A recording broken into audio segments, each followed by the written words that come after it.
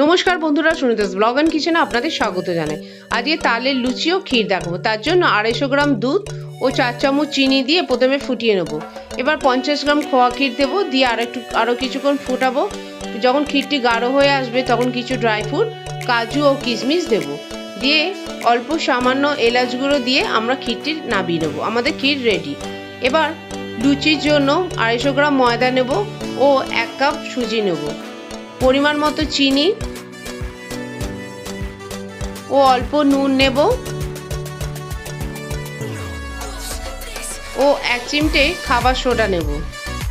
এবার 1 কাপ তালের পাল্প ও অল্প সাদা তেল দিয়ে ভালো করে ময়দাটি আমরা মেখে আধ ঘন্টা রেখে দেবো ও তার থেকে কিছু লেচি কেটে নিয়ে আমরা ডুবো তেলে ভেজে নেব।